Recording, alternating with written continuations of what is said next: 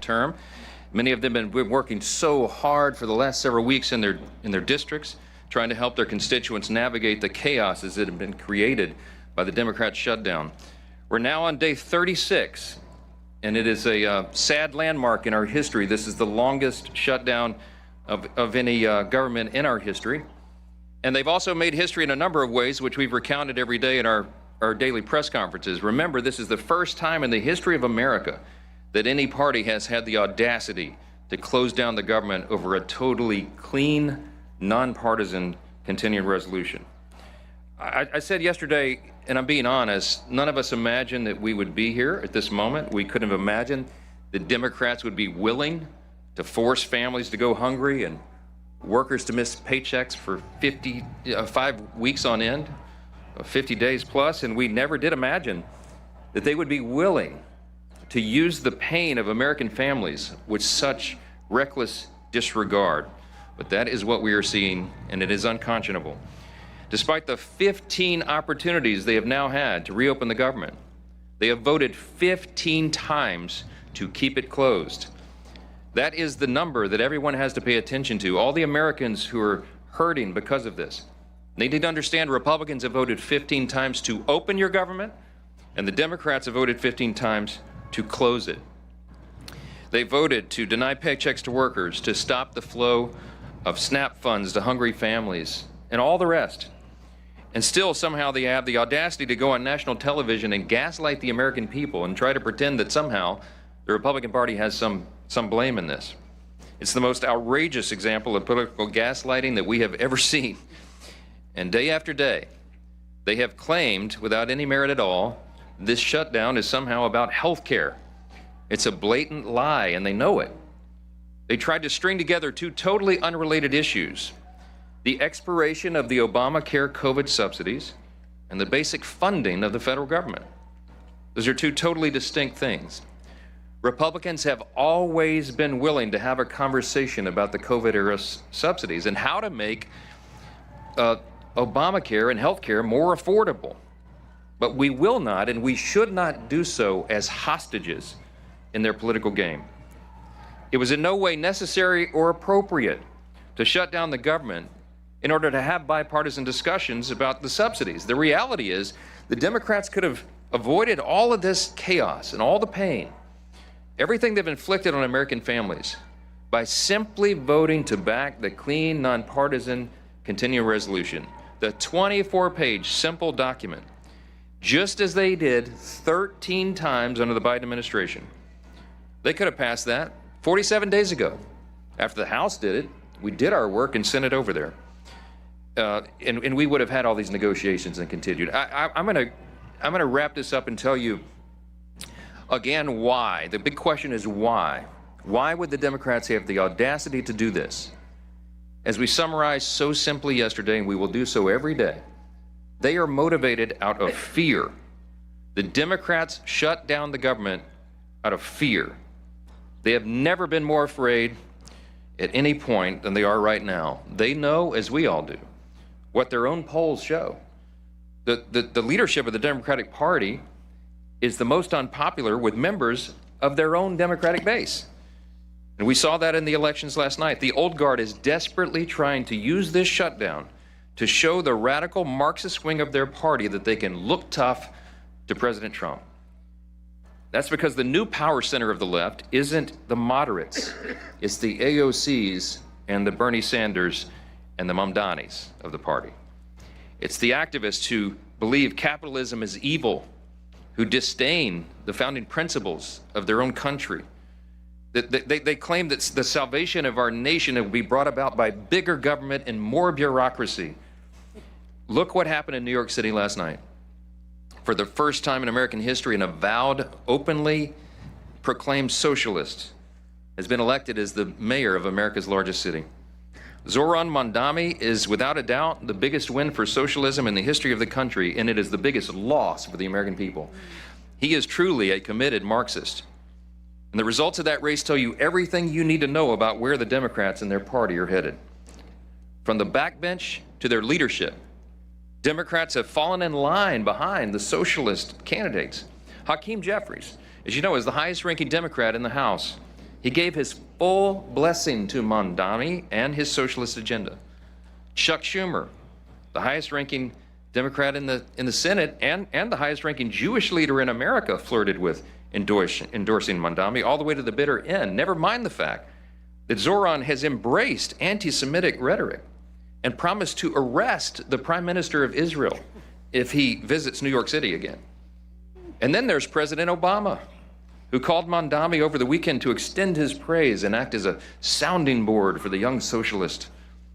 You can't make this stuff up. The man who made healthcare unaffordable with his own socialist scheme is advising the man whose false promises will surely make life unlivable for millions of New Yorkers who cannot afford to flee the city. As we said from this podium every morning, we talk about Mamdani for two reasons. It's a bellwether, because House Democrats, many of whom represent districts with much less blue than New York City, have embraced him with open arms. And because his brand of Marxism is truly a bellwether for the Democrats nationwide. We pointed out that other major metropolitan areas in the country are facing the same threat with candidates similar to Mamdani. And we're going to continue to call out their effort to mainstream and normalize socialism and Marxism in America. Working families watching this play out have a right to know that socialism and communism are not just confined in New York City. They are quickly coming to a town near you unless you stand up and let your voice of common sense be heard. While Democrats hitch their wagon to the socialist agenda, Republicans are going to continue to act in good faith on behalf of hardworking Americans. And we will remind a new generation of Americans about the painful and inescapable realities of history. We'll have much more to say about this in the days ahead. There were no surprises last night. I'll just summarize on the election, and then I'll yield to some of our sophomore stars here. There's no surprises. What happened last night was blue states and blue cities voted blue. We all saw that coming. And no one should read too much into last night's election results. Off-year elections are not indicative of what's to come. That's what history teaches us. By the way, it's worthy of note that Zoran Mamdani himself only received a little over 1 million votes, 1,036,000 votes. There are 8.3 million residents in New York City. 8.5 million actually is the number, I think. So about 12% of the city voted to turn their city over to the communists. We'll see how that works out. The lesson is that common sense Americans have to stay informed, you have to stay engaged, and you have to vote and let your voice be heard. But back to the urgent issue of this moment. Unlike our Democrat friends, Republicans know there's no prize for the milestone we've hit today. No one wins in a government shutdown. We pray that Democrats wake up to that truth very soon. We are very hopeful that they will come to their senses and help us to reopen the government. Remember, it's about math. We have to have 60 votes in the Senate, and we only have 53 Republicans. The entire country is waiting and calling on Democrats to put their political fight aside and open the government. Until they do that and do the right thing, House Republicans will continue to do what we've done since day one, and that is helping our constituents navigate the chaos and confusion of the Democrat shutdown back in our districts. And that includes the members of our outstanding sophomore class, many of whom represented here today. Some of them are here, and we want to thank them for their leadership and their resolve, and they're working in their districts and in D.C. and being all over the place. One of those leaders is Congressman Russell Fry, our sophomore class representative. He was the president of the freshman class, and so he still gets that distinction. He serves on our elected leadership committee. And I will tell you that Russell has been a strong voice for common sense, for conservative values, and we are truly grateful to have him with us today. Mr. President of the class, I'll turn over the podium to you. Thanks. Anybody?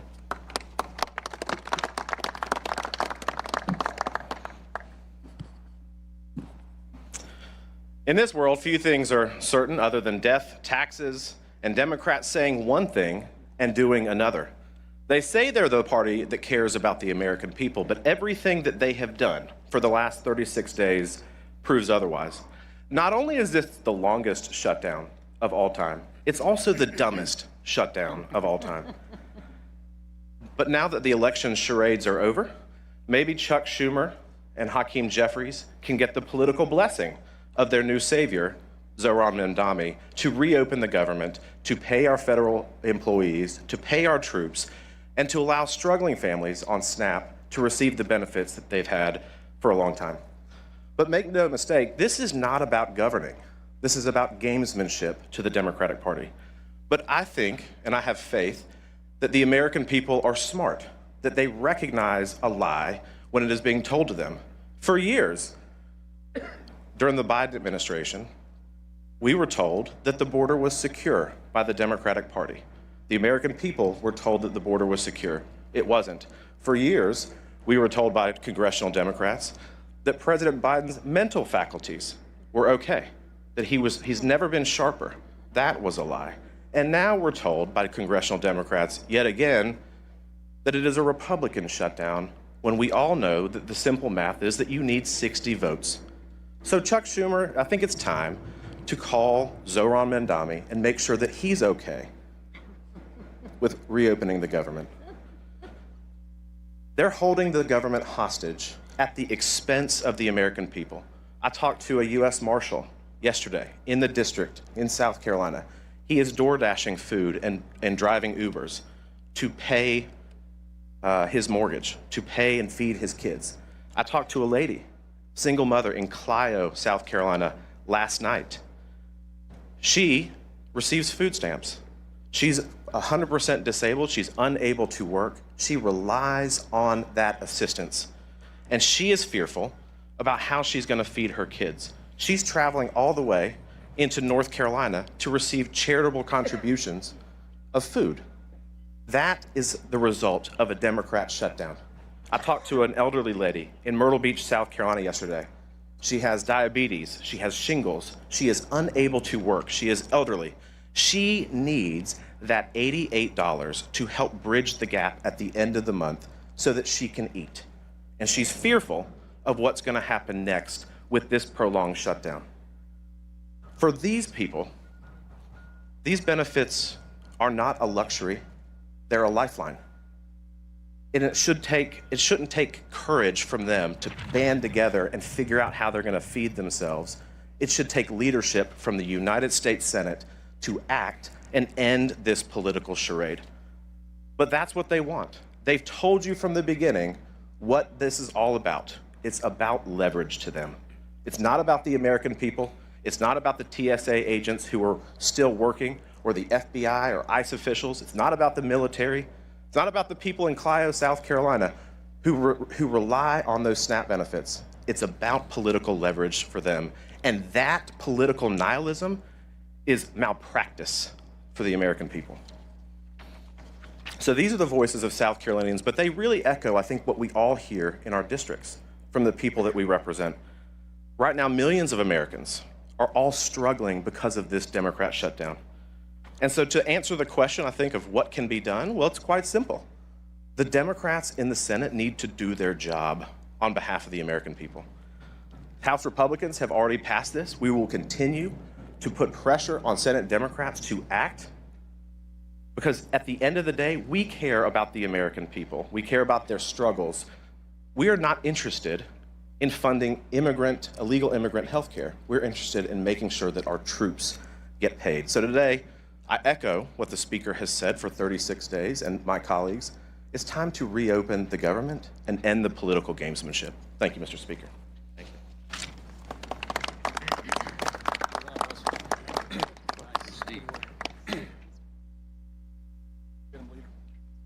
Thank you, Russell. And last night we saw the Democrat Party usher in their new leader. We've been talking about this for weeks, but it was made official.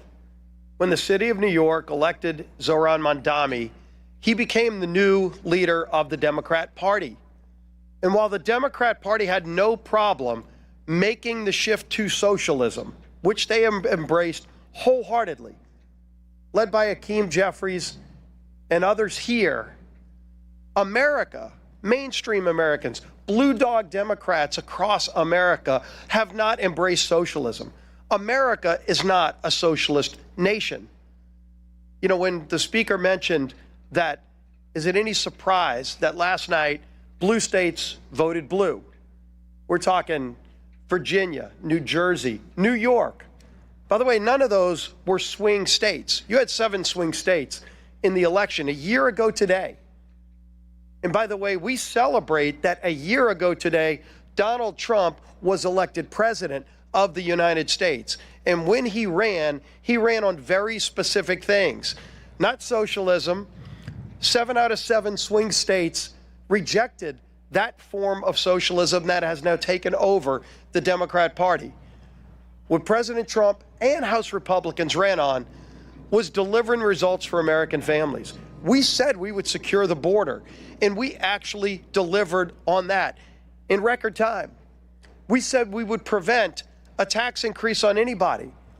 Every American, no matter what income level you were at, you were facing a tax increase, in many cases a 30% or larger tax increase. We said we wouldn't do it. The Democrats bragged that they were going to raise your taxes. And the American people decided that, not New York City. The American people a year ago decided they didn't want a tax increase, and we followed through on that by preventing the largest tax increase on American families. Also by delivering no tax on tips, no tax on overtime. For seniors, 85% of whom will not have to pay taxes on their Social Security income when you factor in the deduction. We delivered on that. Every Democrat, by the way, voted no, because Democrats don't want hardworking Americans to keep more of their money. They want socialism. And let's think about those hollow promises that Zoran Mandami talked about last night. Can anybody wait to see what those free buses are going to look like? I'm sure they're going to be incredibly safe and clean when you ride the free buses.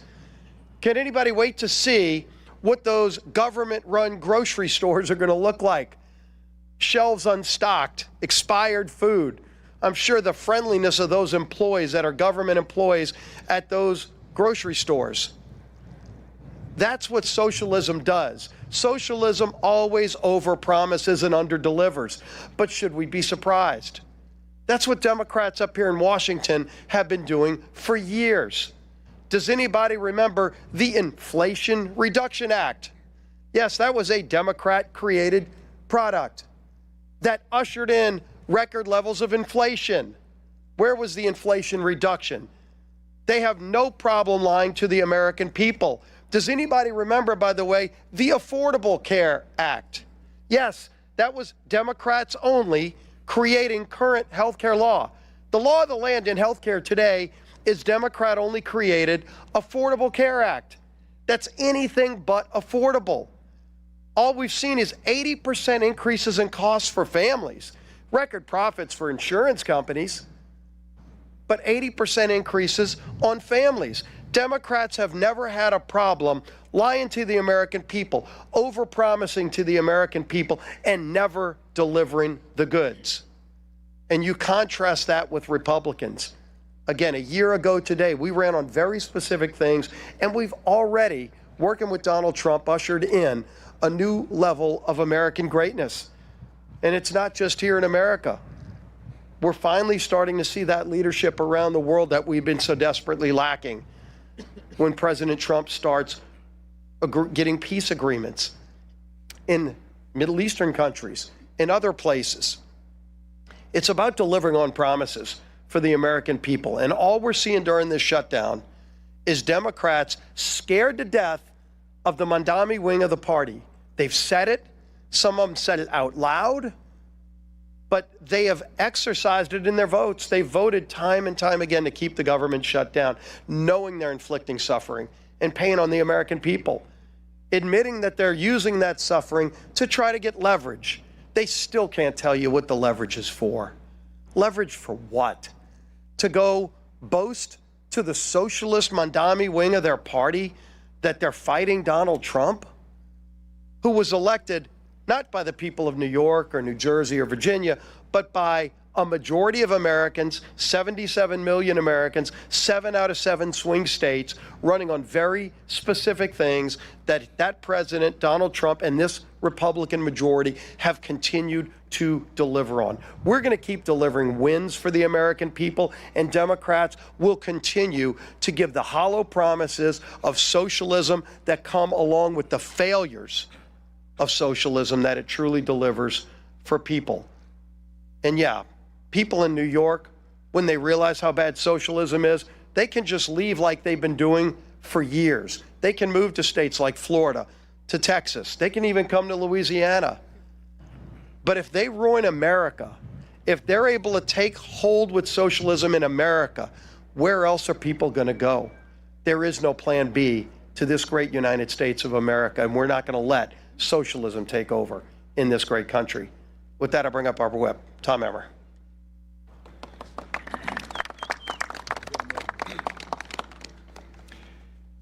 Democrats have officially set the record for the longest shutdown, government shutdown in U.S. history. And each day that their needless shutdown drags on, the consequences get more and more severe. Yesterday, Transportation Secretary Sean Duffy said they might be forced to close certain parts of the airspace if the Democrat government shutdown continues into next week. Remember when one Democrat aide remarked that the party will not concede short of planes falling out of the sky? They weren't kidding. They are prepared to prolong the pain that they've inflicted on the American people because, as Chuck Schumer said, every day the government is shut down gets better for us. And as Catherine Clark and Chris Coons said, government shutdowns are one of the few leverage times they have. But while the Democrats have been busy playing politics with people's lives, President Trump has been hard at work delivering on the mandate 77 million Americans gave him 1 year ago today. In just 10 months, President Trump has delivered the largest middle tax cut in history. He brought illegal border crossings down to record lows after 4 years of the Biden border crisis. He ended 8 wars and made America respected again on the world stage. And he's just getting started. While President Trump has been hard at work delivering on the American First agenda for 77 million Americans, that's what they voted for, the Democrats have been hard at work obstructing that agenda and consequently the will of the people at every turn. The Democrat Party of today is not your grandfather's Democrat Party. Nothing proves it more than last night's election results. From a communist mayor in New York City to a Virginia attorney general who said he wanted to murder his political opponent, pro-terrorist Marxist radicals are now the left's mainstream. We will prove that there is no problem too large for government to solve and no concern too small for it to care about. That is a direct quote from Kami Mamdani, and it should terrify every single freedom-loving American. This is the land of insanity Chuck Schumer and company have enabled with their party's political games, and now they must own the consequences. And with that, our conference chair, Lisa McClain.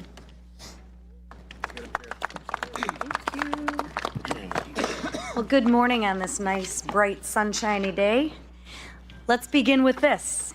Today marks 1 year since President Trump won the 2024 election. And since that day, Republicans secured our border, unleashed American energy, and delivered the largest tax cut for working families in history. Promises made, promises kept. Yep, there's a lot more to come, folks. But Democrats, in that 1 year, they have done nothing but obstruct, delay, and deny. They've obstructed the American people's agenda, delayed millions of flights, and denied SNAP benefits for the hungry. And for what? Ask yourself, for what are the Democrats fighting for? Well, they're fighting for $1.5 trillion in new debt to fund health care for illegals and continue the wasteful spending. I mean, Democrats, you need to say that loud and say it proud, because as Republicans, we're going to make you own those votes. There's no turning back. Democrats want $1.5 trillion of wasteful spending and health care for illegals that you all are going to pay for. Over the past year, Democrats have wandered around with no plan, no vision, and no leader. But today, they finally found their leader.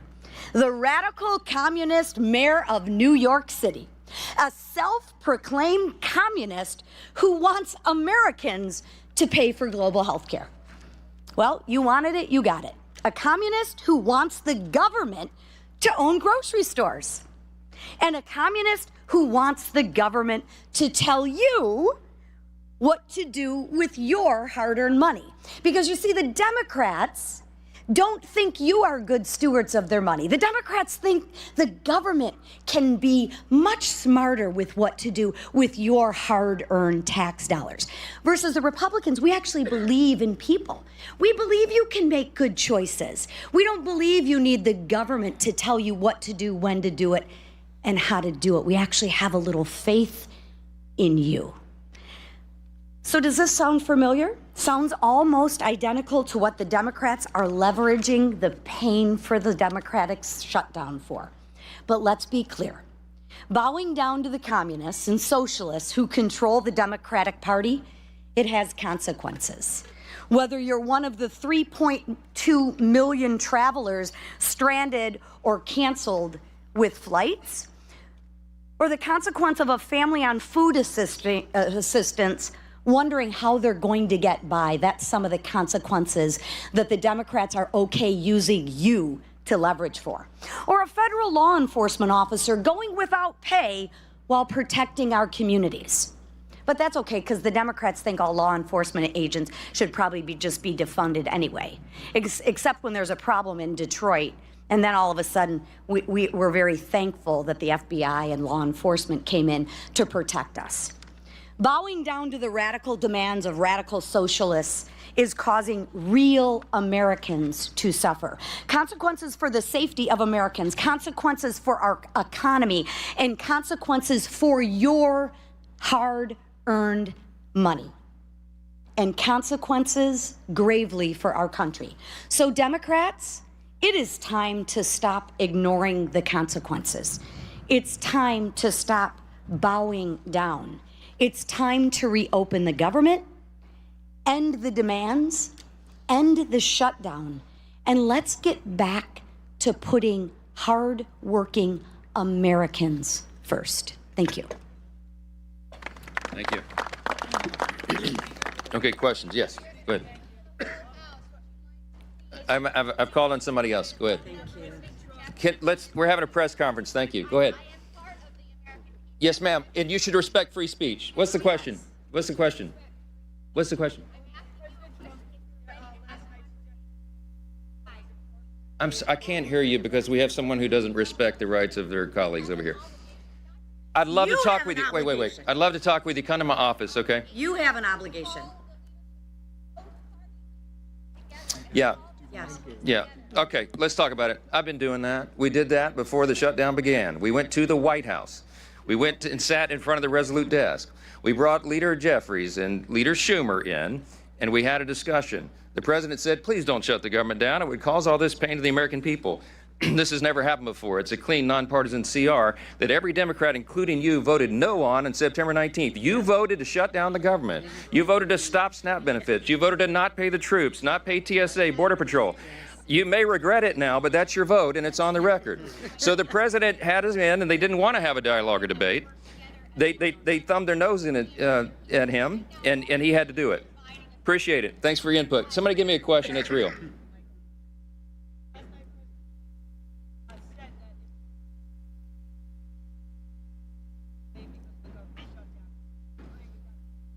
Well, he and I talked about it early this morning. We woke up very early, and we talked about the outcome, and I reminded him that, as we know from history, those of us who watch these things very closely and always do, that an off-year election is not indicative of what happens next. I mean, look at Virginia, for example. Glenn Youngkin won his race for governor, and then the Democrats, the opposing party, did very well in the upcoming midterm election.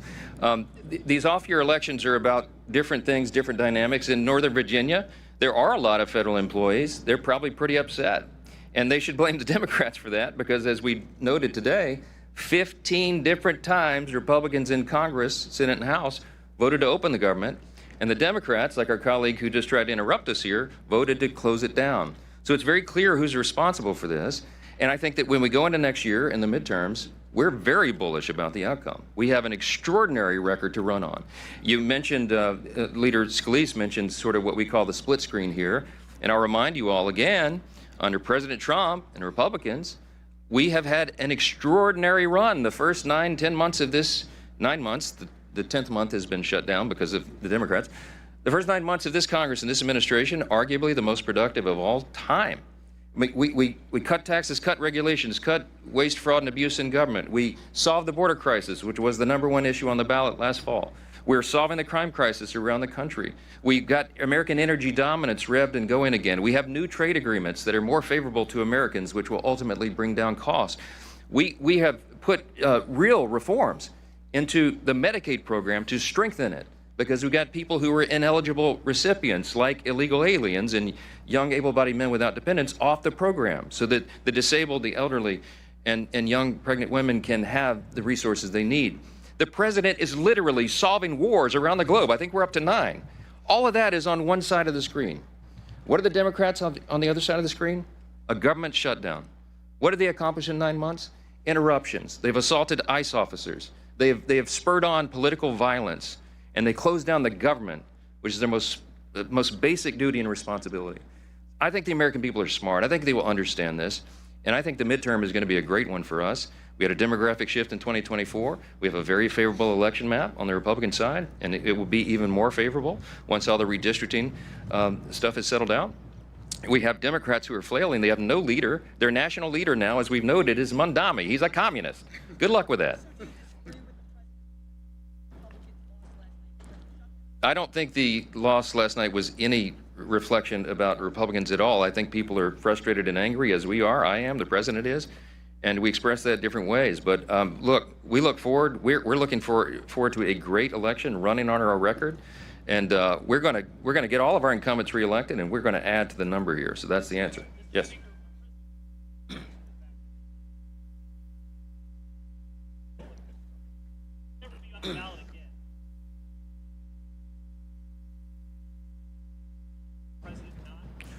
No, look. The question is.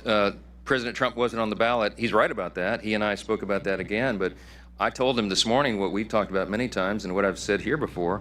The president is on the ballot in 2026. President Trump is on the ballot next fall. Because if we lose the majority, if the Republicans, the common sense people here who are doing the job for the American people, if we lose the majority in the House and this radical element of the Democrat Party were able to take over, we've already seen that movie. They will try to end the Trump administration. He won't have 4 years, he'll have only 2, because they will move to impeach him probably on the first day of the new Congress in January 2027, and they will try to systematically unwind all the important reforms that we've done for the American people, to lower costs, to have a better quality of living, on health care, to increase access and quality of care. We are the party that is doing that, and the president needs 4 years to complete his agenda, not just 2. So he is in a very real sense on the ballot. He's fiercely committed to us winning. He is going to help. He's offered to do rallies and the town halls and all the things. He's sent out a huge round of endorsements of incumbents, Republican incumbents, just over the last few days. He is very much engaged, very dialed in, and he understands the stakes. President Trump is on the ballot in 2026, and we're looking forward to that contest. Yes, sir.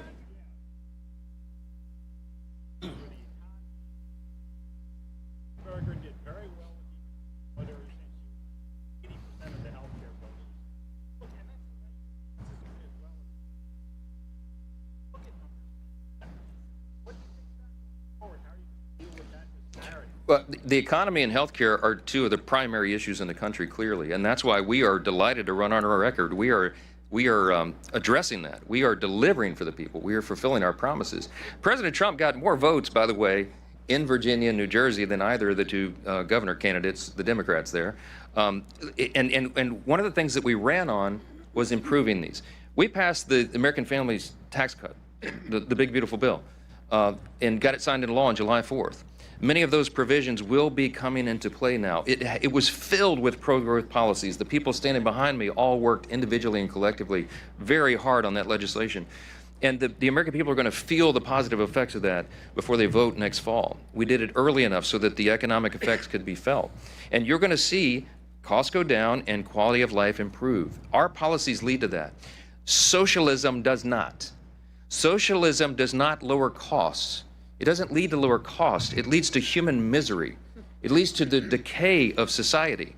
It has happened everywhere. When the socialists, Mondami, and the Democrats here, Leader Jeffries, Apparently he's a socialist now. He endorsed Mondami. He owns the results there. But when they come out and they go out into their districts next year and they try to tell people that socialism is the way of the future, anyone who studies history will tell them the opposite. The AOC and Bernie and Mondami and Jeffries, they don't tell people that when government takes control of everything, you have to give up your freedom, your liberty, your opportunity, your security are yielded to the government, and that the government controls everything. You don't have choices anymore. You don't have incentive. You don't have human dignity, because we represent and we respect the individual inherent value of every single person. We don't judge anybody by the color of their skin or what zip code they live in or whatever. We are all Americans. The socialists and the Marxists divide us into camps, and they value you not as an individual, but on the merits of the group that you are collected into. And they will take away everything from you as they promise to give you everything. It's a lie. It has led to the murder of tens of millions of innocent people in the 20th century alone. That is not who we are in America. And we are proud to go out and run on our record and on those truths of the founding principles of the country, because that's what's going to save us. Olivia.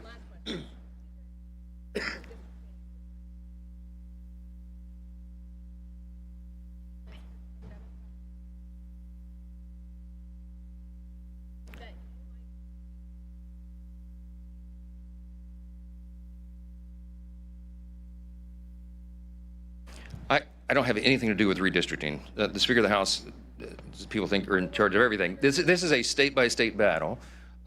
We do believe at the end of the day that we will net more seats for the Republican Party than the Democrat Party. I mean, everybody, that's the analysis. I'll make a comment about the tragedy in California last night. What California did is very, very different, as you all know, by comparison to what a state like Texas did. Texas was following the federal and state constitution, following their state law and redistricting. California was not. They had to trample over their own state law, over their own independent redistricting commission that they had all put into place. It was a desperation, a sign of desperation on the Democrat Party. It was a game to try to rig the election, as if you could gerrymander California anymore. They managed to do it. I mean, there's like 53 representatives from California. We had 9. They want us to have 3. I mean, it's just a blatant example of Gavin Newsom's immoral leadership and the fact that they will do anything to try to rig the system to win. They know that they cannot win on their policies. They know that they don't have a national leader other than the Marxists now to try to set the tone and guide the course. And so they're going to try to rig the game. We're going to win that anyway. We're bullish. We're gonna fight like warrior poets in California, and we're gonna make sure that our Republicans get reelected. And we're gonna do that all around the country, and we're gonna continue to move forward, pursuing the America First agenda, delivering on our promises, and making this country great again. That's what we're committed to, and we'll continue to do it. Thank you. All right.